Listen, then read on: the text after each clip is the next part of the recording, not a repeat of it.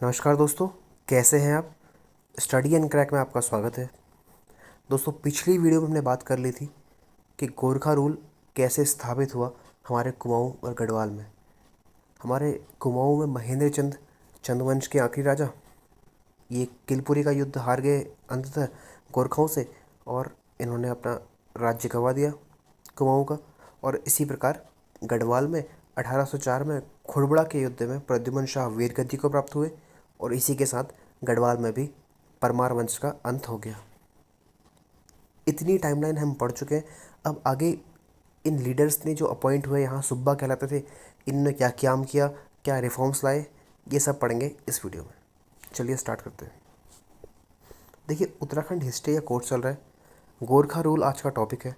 ये टॉपिक्स आपको इंपॉर्टेंट होने वाले हैं लोअर पीसीएस, पटवारी, वीडियो और डिफरेंट यूके एसएससी और यूके पीएससी एग्ज़ाम्स के लिए। तो अगर आपको लगता है कि एक डिटेल स्टडी चाहिए आपको और फैक्चुअल स्टडी चाहिए, क्योंकि फैक्चुअल क्वेश्चन ज़्यादा आते हैं उत्तराखंड की हिस्ट्री से रिलेटेड, तो वो सारे क्वेश्चंस आपको यहाँ इस वीडियो में देख के कवर हो जाएंगे।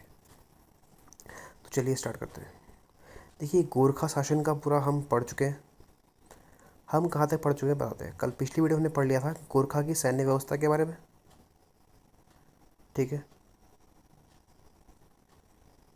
एक मिनट, यहाँ तक हम कल पढ़ चुके हैं। देखिए, गोरखा शासन व्यवस्था पढ़ ली थी हमने, और हमने शोषण के प्रकार पढ़े थे कि कैसे दास और कर प्रणाली लगाते थे और बेगारी करवाते थे। अब इसी के साथ हमने स्टार्ट किया था कि कठोर शासन करने के प्रमुख जो पॉइंट्स थे, जो वजह थी, वो कौन कौन सी थी। तो दोबारा देख लेते हैं एक बार आज। देखिए, कुमाऊँ के जो हिंदू लोग होते थे वो गोरखाओं को अपने से छोटा मानते थे, और गोरखा प्रशासक हिंदुओं को इसी चक्कर में दमित करना चाहते थे, यानी कि दबाना चाहते थे। दूसरी चीज़, देखिए, कुमाऊँ में जो गढ़वाल और कुमाऊँ व गढ़वाल की सांस्कृतिक कल्चर हेरिटेज एक जैसा है लगभग, लेकिन इनका बहुत ही डिफरेंट होता था। किनसे? गोरखाओं से बहुत अंतर है इनका। तो यानी कि इनकी जो सामाजिक बनावट व संस्कृति है वो गोरखाओं से मेल नहीं खाती थी। तो फलतः गोरखा जो लोग थे वो कुमाऊँ व गढ़वाल वासियों को विधर्मी मानते थे। ठीक हो गया। तीसरी चीज़, देखिए, वो जो मानते थे कि जो पंडित है ना, पंडितों को जो सम्मान दिया जाता है वो काफ़ी अनुचित है, उनको इतना सम्मान देने की कोई ज़रूरत नहीं है, ऐसा मानना था गोरखाओं का। वो सिर्फ पांडे और उपाध्याय, इन दो ब्राह्मणों को सम्मान देते थे, ठीक है। अब अगर हम बात करें नेपाल के खुद के राजपाट की, तो नेपाल के राजा भी राजपूत होते थे। हमने उस टाइम देखा कि रण बहादुर शाह था कहाँ पर, जब चंपावत पे, यानी कि जब हमारा कुमाऊँ पे आक्रमण हुआ, और ग्रीवाण युद्ध विक्रम शाह था जब हमारा गढ़वाल पे आक्रमण हुआ। तो ये सारे जो लोग होते थे ये लोग राजपूत होते थे। अब इनकी हिस्ट्री क्या होती है दोस्तों, देखिए, ये जो लोग थे ये अलाउद्दीन खिलजी के टाइम पे, जब मेडिवल इंडिया में अलाउद्दीन खिलजी पढ़ेंगे दिल्ली सल्तनत में, तो वहाँ पर चित्तौड़ पर आक्रमण करता है अलाउद्दीन खिलजी। तो वहाँ से कुछ राजा जो राजपूत होते हैं वो भाग कर आते हैं नेपाल। नेपाल में भाग कर यहाँ नया अपना राजपाट बसाते हैं पहाड़ के इलाके में, और अपनी टाइटल जो ले लेते हैं वो शाह का टाइटल ले लेते हैं। तो ये सब करने का ये रीज़न है, ठीक है। देखिए, अब जो इनका गोरखाओं का शासन था ना कुमाऊँ में, वो इतना मतलब क्रूर शासन था, इतना दमनकारी था कि उसके कारण लोग जो होते हैं वो क्या करते हैं, लोग को पता लगता है कि गोरखा लोग का अटैक हो गया है कुमाऊँ में, तो लोग जैसे ही वो उनने कुमाऊँ पर विजय प्राप्त कर ली तो लोग डर के मारे भागने लगे। लोगों ने अपना मतलब जो सयाना, थोकदार, प्रधान या फिर जो भी ऑफिसर्स कैटेगरी के रैंक में थे चंद्रवंश में, वो चुपचाप अपना सामान लेके तराई को या कहीं बाहर को निकल लेते, क्योंकि उन्हें पता था कि कैसा शासन होने वाला है, ठीक है। लेकिन जो आम जनता थी उसके लिए सब बराबर था। क्यों? क्योंकि उसके लिए जैसे गोरखा वैसा ही चंद। क्योंकि मैं आपको बता चुका हूँ कि जब चंद्रवंश अपनी पतन पर था, मीन्स पतन पे, यानी कि जब अपने लास्ट टाइम पे था, तो उस टाइम पे सोशल जो स्टेटस था लोगों का बहुत गिर चुका था। लोगों के पास इरिगेशन करने के लिए पानी नहीं था, लोगों के पास खाने के लिए रोटी नहीं थी, तो उनका स्टेटस बहुत गिर चुका था। तो लोगों को कोई फ़र्क नहीं पड़ता कि गोरखा आए या चंद्रवंश आए या कोई और राजा आ गए। क्यों? क्योंकि उन्हें पता है कि हमारी हालत नहीं सुधरने वाली। तो उनके लिए केवल मालिक बदले थे, मालिक का काम नहीं, ठीक है दोस्तों। ये सारी चीज़ें यहाँ पर आई है, ठीक है। अब देखिए, इसके बाद क्या होता है कि 1790 में चैत्र में गोरखाओं का अधिकार हो गया। रण बहादुर शाह वहाँ के राजा हो गए, ठीक है। अब देखिए क्या हुआ, उन वहाँ पर जो रण बहादुर शाह वहाँ के राजा थे उस टाइम पे, वो अवयस्क थे, यानी कि एडल्ट नहीं थे, बच्चे थे। तो उनका संरक्षक कौन था? चौतरिया बहादुर शाह उनका संरक्षक था। ठीक है। अब एक और चीज़ देखिए, जो गोरखा लोग थे वो ज़्यादातर मैक्सिमम जो भूमिधर और जो जंगल मालिक, यानी कि जो जिनका जंगलों पे राज है और जिनका लैंड पे राज है, यानी कि ज़मीन पे बड़े बड़े ज़मींदार, इनके साथ बड़े सख्ती के साथ पेश आते थे। इनसे वो वैसे ही बहुत चिढ़ते थे, और इनसे वो क्या करते थे कि टैक्स वसूलते थे बहुत ज़्यादा। और इसी सीक्वेंस में जो हमारा ऊपर क्या होता है कि गोरखाओं को एक बार क्या होता है कि देखिए ये लिखा है नरभजन, नरभजन शाह का एक अभिलेख मिला है हमारे को। ठीक है। इसमें क्या दिया है कि जो सयाने लोग होते हैं, थोकदार लोग होते हैं, कमीर लोग, यानी कि जो गाँव में जाके रेवेन्यू को कलेक्ट कर रहे हैं, उनके द्वारा की जाने वाली कर चोरी यानी कि टैक्स की चोरी का भी जिक्र मिलता है। 1813 का ये हमारा नरभजन शाह का अभिलेख, यानी कि आप कह सकते हैं स्क्रिप्चर, यानी कि कुछ हिस्टोरिकल, जहाँ पर उसने लिखा है ऐसा कुछ हमें पाया गया है कि उसने वहाँ जिक्र किया है कि जो सयाने लोग थे वो जो चोरियाँ करते थे। ठीक हो गया। तो इस टाइप की चीज़ यहाँ पर इनका चलता था। अब देखिए दूसरी चीज़, ये जो लोग हैं शिल्पकार हैं, यानी कि जो आर्टिशन लोग हैं, उनसे कभी भी ये नगद में टैक्स नहीं लेते थे, बल्कि उनसे क्या कराते थे, काश्तकारी या शिल्पकारी का काम करा लिया फ्री में। ठीक है। और ये लोग शिल्पकार को क्या कहते थे? कामी। कामी कहते थे। सुनार को कहते थे ये सुनवार। नाई को नौ, इनके द्वारा कहा जाता था। और इनका जो ज़मीन था, जो इनको जो इनका मान लीजिए अपने नाई ने बाल कटवाए, या फिर सुनार ने सोना बनवाया, गहने बनवाए, तो वो लोग उनको पेमेंट नहीं देते थे कैश में। ये लोग क्या करेंगे, ज़मीन का टुकड़ा होगा उसमें से जो अनाज उपजेगा वो इनको पकड़ा देंगे। ठीक है। तो आप कह सकते हैं बार्टर सिस्टम वहाँ पर चलता था। ठीक है। अब देखिए जो भूमिदार थे ना, वो जो क्या कहते हैं बड़े बड़े लैंडलॉर्ड थे, अगर उन्हें टैक्स देने में आनाकानी की तो उनको क्या करता था, कोड़े की मार पड़ती थी। इस बात से हमें क्या समझना है, ये कोड़े मारने की प्रथा गोरखा वंश में मौजूद थी।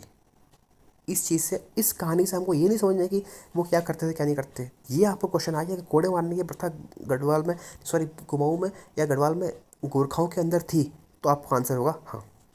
ठीक है। और दास बनाकर बिक्री किया थी। इनके टाइम पे दास बिक्री का केंद्र जो भीमगोड़ा था हरिद्वार के पास, वो बन चुका था।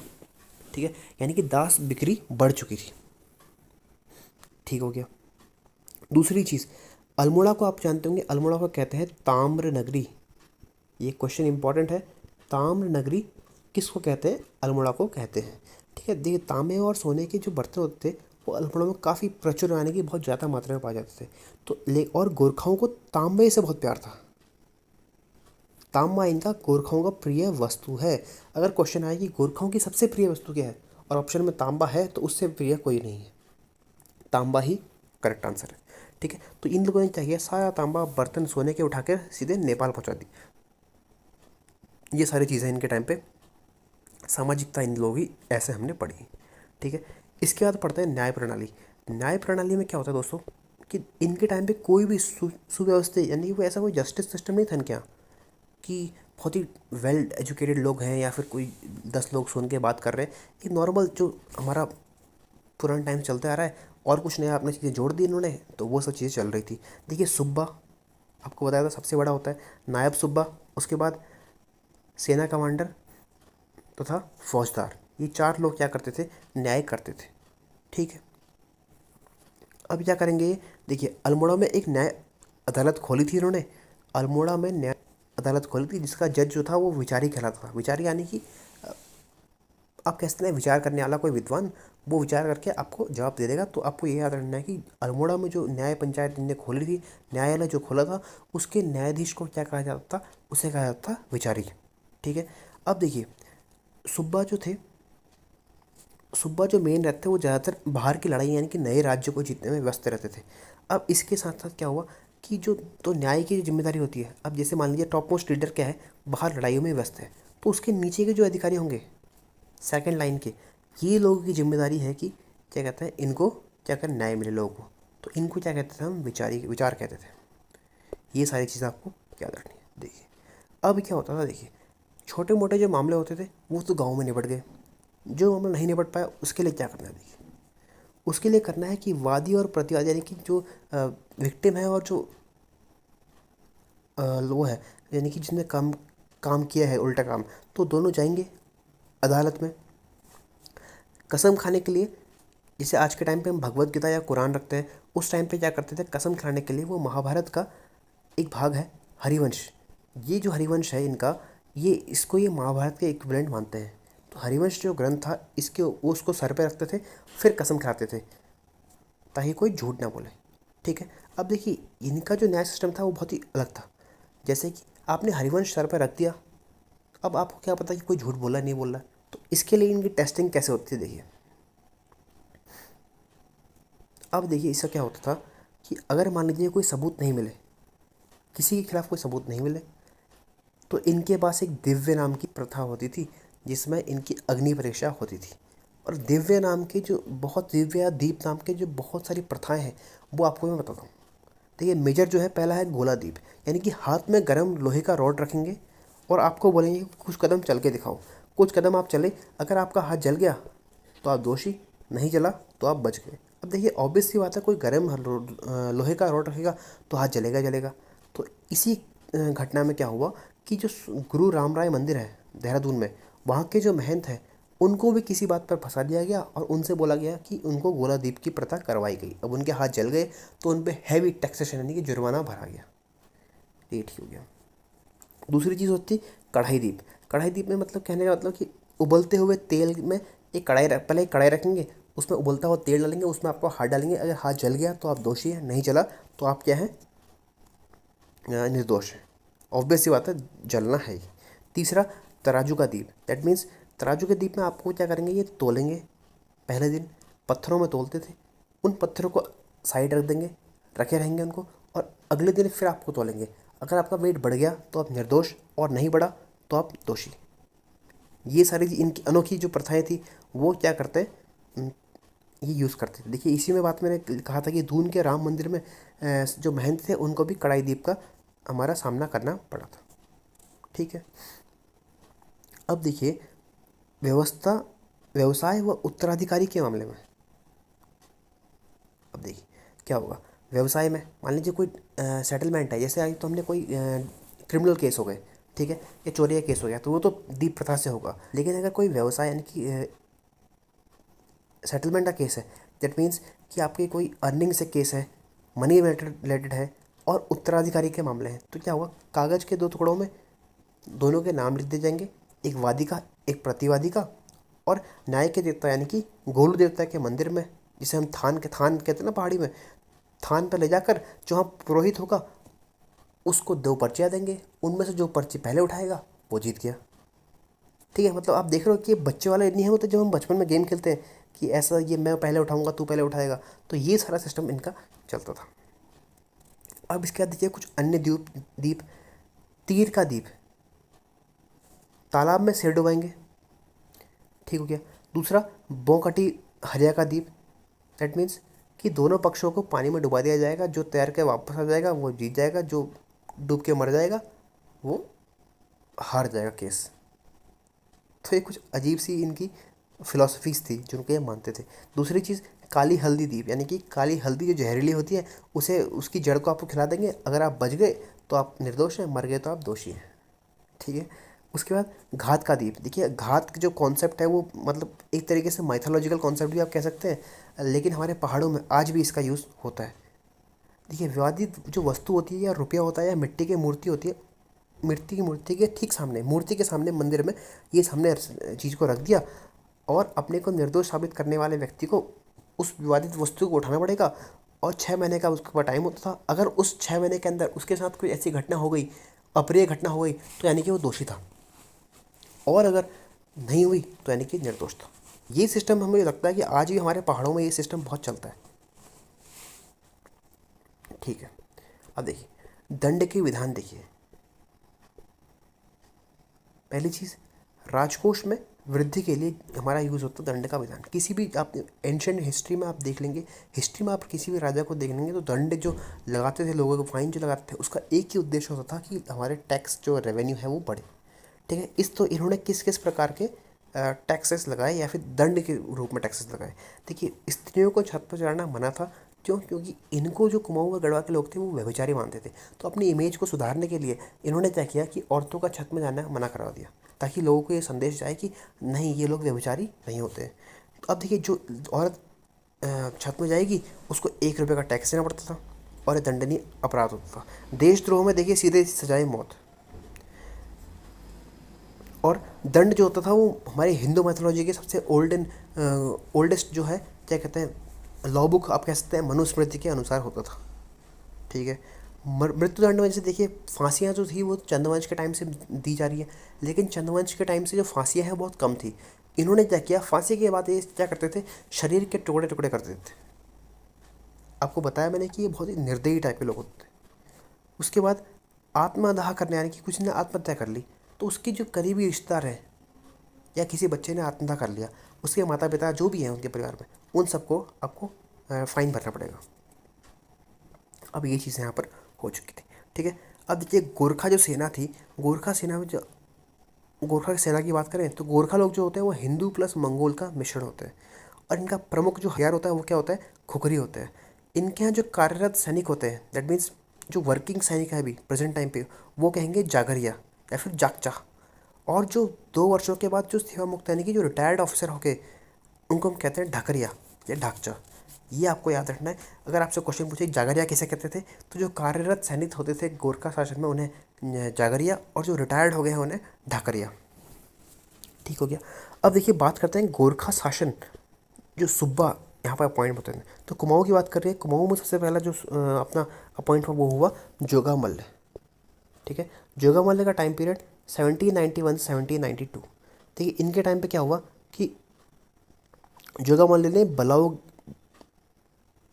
बाउ बाउल्की गढ़ का किला बनवाया 1791 में। कहाँ? पिथौरागढ़ में। और उसके बाद इसे क्या कहा गया, सिमल की गढ़ का किला इसका नाम पड़ गया। और दोबारा इसका नाम चेंज हो गया 1815, जब गोरखाओं को हरा दिया गया ब्रिटिशर्स ने, तो इनका नाम इन्होंने चेंज करके क्या कर दिया, लंदन फोर्ट। ठीक है। और दूसरी चीज़, जोगा मल्ल ने ही जनता पर बालों के ऊपर टैक्स लगाया या, ठीक है, मुंडकर इसे कहते हैं। तो मुंडकर किसने लगाया? जोगा मल्ल ने। दूसरा देखिए नरशाही जो थे सेकंड नंबर के थे, अल्मोड़ा के 12 मंडल में। इनसे रिलेटेड एक बहुत ही इंपॉर्टेंट फैक्ट है, आपको दोस्तों याद रखना है कि अल्मोड़ा के 12 मंडल एरिया था, वहाँ पर जो नगरकोटी ब्राह्मण थे, नगरकोटी ब्राह्मण जो थे उनकी पहचान होती थी कि वो लंबे बाल रखते थे। अब किसी ने ये खबर फैला दी कि नगरकोटी ब्राह्मण आपको मारने का प्लान कर रहे हैं। किसको? नरशाही को। तो नरशाही इतना सनकी था कि इसने क्या किया कि ये हमारे 12 मंडल गाँव में गया और वहाँ उसने जितने भी नरकोटी देखे मंगलवार के दिन, उन सबको इन्होंने कत्ल कर दिया। तो जो ये हमारे नगरकोटी है, इन लोगों ने क्या किया, कुछ लोगों ने बचने के लिए अपने सर के बाल काट लिए, क्योंकि इनके बाल बड़े होते थे, तो उन्होंने बाल काट लिए, तो किस तरह बच गए। ठीक है। और इस पूरी घटना को हम क्या कहते हैं, नरसाही का मंगल कहते हैं। ये बात आपको याद रखनी है। तीसरी चीज़, जो तीसरा आया था अजब सिंह थापा, ये 1794 1795। ये क्या हुआ देखिए, इनसे रिलेटेड फैक्ट क्या है कि इन्होंने एक ही टाइम पे क्या किया, 1400-1500 ग्राम प्रधानों को मीटिंग के लिए बुलाया और वहीं पर उनकी हत्या करा दी। यानी कि आप देख रहे हैं, एक आदमी ने 1400-1500 लोगों की हत्या करवा दी। तो ये इनका मतलब एक हिसाब से आप कह सकते हैं कि एक ड्रॉबैक था इनका, कि ये बहुत ही ज़्यादा एग्रेसिव थे। दूसरी चीज़ देखिए, चौथा आया इनका अमर सिंह थापा। अमर सिंह थापा ने क्या किया कि नेपाल का जो सर्वोच्च सम्मान था, इनको काजी का अवार्ड मिला था 1795 1797 में। इन्होंने राज किया सुब्बा के रूप में। कहाँ पर? उत्तराखंड की धरती में। लेकिन उसके बाद फिर से ये कांगड़ा सिरमौर को विजय करने के लिए निकल पड़े, कहाँ को? हिमाचल को। और इसके बाद ये सारी चीज़ें देखिए, इतनी जनता इनसे परेशान है। इन सब को देखने के बाद क्या हुआ कि चौतरिया बमशाह, यानी कि जो मेन रूलर का चाचा है वहाँ, आपको बताया था मैंने अभी इससे पहले, रण बहादुर शाह का चाचा जो है, ये क्या करते हैं, अज्यूम कर लेते हैं गद्दी को, और ये घोषित करते हैं खुद को सुब्बा। कहाँ का? 1797 से 1815 तक पूरा। 1802 के बाद हालांकि बीच में 4 साल गैप है, लेकिन ये पूरा टाइम क्या करते हैं, ये अपनी हाथ में बागडोर ले लेते हैं। तो ये सारी चीज़ें आपको याद रखनी है। अब देखिए, अब इसके बाद बात करते हैं गढ़वाल की प्रशासन की। तो गढ़वाल में सबसे पहला कौन आया? अमर सिंह थापा। तो 1804 में जैसे ही इन्होंने गढ़वाल को जीता, तो 1804 से 1815 तक ये पूरा टाइम यहाँ रहे। ये सबसे प्रमुख आदमी थे। इनके ऊपर क्या होता था, एक जिम्मेदारी थी कि इनको नए नए राज्य जीतने थे। तो ये क्या करते थे, अपना ये सूबा तो नहीं बने, ये अपना चीफ कमांडर रहे और इन्होंने सारी नई नई जगह को जीतने की कोशिश की और तब तक इन्होंने सूबा इनके अंडर में अपॉइंट होते रहे। लेकिन सबसे बड़े अधिकारी कौन थे, अमर सिंह थापा ही थे। ठीक है, अब जो 1804 से 1805 के बीच में कौन बने, रणजोर थापा बने आपके। कौन, सुब्बा किसी गढ़वाल के। तो गढ़वाल की बात कर रहे हैं तो गढ़वाल में क्या हुआ कि रणजोर थापा बने। मोलाराम की किताब है रण बहादुर चंद्रिका, इसमें इसकी तुलना इन्होंने दानवीर कर्ण से कर दी। अब देखिए ये जो आदमी है ना मोलाराम, ये भैया पेंटर आदमी है, ये भैया राइटर आदमी है, इसको तो अपने राजा की तारीफ करनी ही पड़ेगी। तो इन्होंने क्या करा कि इसकी तुलना किससे कर दी, दानवीर कर्ण से कर दी। इन्हीं के दौरान कार्यकाल पे भोटान थे, यानी कि भोटिया लोगों का जो ट्रेडर्स थे उन्होंने अपना आत्मसमर्पण कर दिया था। ठीक है, इसके बाद क्या होता है देखिए, 1805 में आते हैं हमारे हस्तिदल चौतरिया और ये 1808 तक रहते हैं। इनका जो मेन उद्देश्य था ये कृषकों यानी कि किसानों के कल्याण के लिए ये बहुत काम करते थे। इन्होंने दून की सुरक्षा की, किससे, सिखों के आक्रमण से। देखिए जो दून का ये हमारा एरिया है, दून बेल्ट जो है वो काफ़ी फर्टाइल भी होती थी और वहाँ पर प्लेन्स का इलाका भी था क्योंकि वो घाटी टाइप की है। तो वहाँ पर बहुत सारे लोग जो प्लेन्स के एरिया है वहाँ की नज़र रहती है उसके ऊपर। अब इन्होंने क्या किया देखिए, सिख जो एम्पायर था वो गुरु राम राय के साथ ही देहरादून में एंटर कर गया। उसके बाद ये लगातार कॉन्स्टेंटली क्या कहते हैं हमारे देहरादून के लिए एक खतरा बन के उभरा था। तो क्या किया हमारे गोरखा जी ने, क्या किया, एक वार्निंग पास कर दी। किसने, हस्तिदल चौतरिया ने, कि भैया जो भी अब देहरादून में अटैक करेगा वो मरेगा। तो वहाँ पर जो कुछ लोकल डाकू लोग थे और जो सिख लोग थे, इन्होंने क्या किया, अटैक कर दिया। अब इन्होंने चेक करने की कोशिश की, क्या कहते हैं यार क्या करता है देखते हैं हम भी। तो क्या हुआ कि उसी टाइम पे इस आदमी ने क्या किया, उनके गाँवों में गए, जिन्होंने अटैक किया था उनको भगा के ले गया अपने उनके गाँव, और उनके गाँव में जाकर इसने पूरे गाँव को आग लगा दी और उस आग में सारे बच्चे, उस गांव का पूरा गांव नवा हो गया। इससे एक मैसेज गया और लोगों की, जो भी गोरखाओं से पंगा लेगा उसका यही हाल होगा। तो उसके बाद एक इसका उपलब्धि क्या हुई देखिए, कि इसने दून को बाहरी आक्रमणों से यानी कि सिखों के आक्रमण से बचाए रखा। ये इसका प्लस पॉइंट। तीसरी चीज़, इसने तकावी ऋण देना स्टार्ट किया। तकावी ऋण किसने दिया, हस्तिदल चौतरिया ने। किस काम के लिए, जनता की भलाई के कार्य के लिए। जो लोन लेगा कोई आदमी तो उसको ये लोन देना स्टार्ट कर दिया। इन्हीं के टाइम पे भीमगौड़ा दास मंडी का केंद्र बन गया, यानी कि दास बिक रहे, पैसे दो, एक आदमी को खरीद लो, उससे अपने घर का काम कराओ। ठीक है, अब देखिए इसी के टाइम पे क्या हुआ कि कांगड़ा जो हमारे हिमाचल में है वहाँ के लिए एक अभियान स्टार्ट किया राजा ने, और राजा ने कहा कि इसको तुम जीत के आओ, लेकिन ये किसी कारण हार गया। तो इनको क्या करा इन्होंने, नेपाल से इनको एक ऑर्डर आया कि भैया हटवा दो, इन्हें हटना दिया। ठीक है, इसके बाद क्या हुआ, 1808 में कौन आया, भैरव सिंह थापा। ये एक बहुत ही क्रूर और अत्याचारी शासक था। इसकी शिकायत किसने की नेपाल दरबार में, मोलाराम ने की। लेकिन जैसे ही मोलाराम ने शिकायत की तो क्या हुआ, मोलाराम भैया की सारी ज़मीन जो थी ना, जो उसको मिली थी, ये सब जब्त कर ली गई। हालांकि मोलाराम की किस्मत अच्छी थी कि इसको मेन टाइम पे इसको क्या किया, बुला लिया गया, प्रधानमंत्री भीमसेन ने यहाँ से आपको हटा दिया। अब देखिए 1811 से 1812 के टाइम पे कौन बने, काजी भंडारी बहादुर, और इन्होंने ही गढ़वाल का पहला भूमि बंदोबस्त करवाया। एक बात याद रखिए, सबसे इम्पोर्टेंट क्वेश्चन अगर आपसे आया कि गढ़वाल का जो गोरखा रूल है, गोरखा रूल में भूमि बंदोबस्त सबसे पहले किसने करवाया, तो आपको आंसर आएगा काजी भंडारी बहादुर ने। कब, 1811-12 में। ठीक, दूसरी चीज़, लास्ट में क्या हुआ कि 1812 में भी इनके कार्यकाल से भी तंग आकर जनता ने बहुत परेशान है इनसे, सीधे अमर सिंह थापा ने सारी बागडोर अपने हाथ में ले ली और 1815 तक इन्होंने ही इस काम को संभाला। इसके साथ साथ इनकी हेल्प की इसके बेटे रणजोर थापा ने। ठीक है, अब देखते हैं इनसे रिलेटेड कुछ हम और इम्पोर्टेंट फैक्ट्स देखते हैं। तो इनका प्रमुख हथियार क्या होता है, आपको पता है, खुखरी होता है, और ये सारी चीज़ आपको देख चुके हैं। कार्यरत सैनिक कौन होते हैं, जागचा। सेवा मुक्त सैनिक कौन, ढाकचा। प्रिय त्यौहार, गोरखाओं का प्रिय त्यौहार दशहरा होता है, याद रखिए। चंपावत के बालेश्वर मंदिर का निर्माण का जीर्णोद्धार का मतलब रिकंस्ट्रक्शन किसने करवाया, सूबेदार महावीर थापा ने 1796 में। इंपॉर्टेंट पॉइंट है, याद रख लीजिए। उसके बाद गढ़वाल गोरखाओं की राजभाषा क्या होती है, गोरखाली होती है। ये भाषा संस्कृत से उत्पन्न है। नेपाली जो हमारे जो संहिता है यानी कि जो लिटरेचर है नेपाल का, वो मैक्सिमम कौन सी भाषा में है, नेवारी भाषा में आपको मिलेगा। ठीक है, एक और बात, नेपाली लैंग्वेज इंडिया की 22 शेड्यूल्ड लैंग्वेज में से एक है। कभी ऑप्शन में आए कि नेपाली लैंग्वेज शेड्यूल्ड लैंग्वेज है या नहीं, तो बिल्कुल है। इसमें थोड़ा कन्फ्यूजन हो सकता था, इसीलिए मैंने आपको ये बता दिया।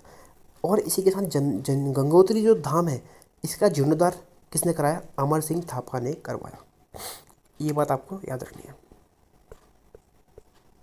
और इसके साथ हमारी ये वीडियो ख़त्म होती है। तो आई होप आपको ये सेशन अच्छा लगा होगा। थोड़ा सेशन जल्दी में था, लेकिन इसमें जितने भी इंपॉर्टेंट फैक्ट्स हमारे गोरखाओं से रिलेटेड है, ये सारे कवर हो चुके हैं। अब हम अगली वीडियो में पढ़ेंगे कि ये सारा चीज़ें 1815 तक हो चुकी है, इनका रूल हो चुका है। इसके बाद अब क्या होता है, एंग्लो गोरखा युद्ध की तैयारी होगी अगली वीडियो में, और हम देखेंगे कि कैसे अंग्रेजों ने अपना पूरा शासन स्थापित किया, किसमें, कुमाऊं और गढ़वाल की पहाड़ियों में। धन्यवाद दोस्तों।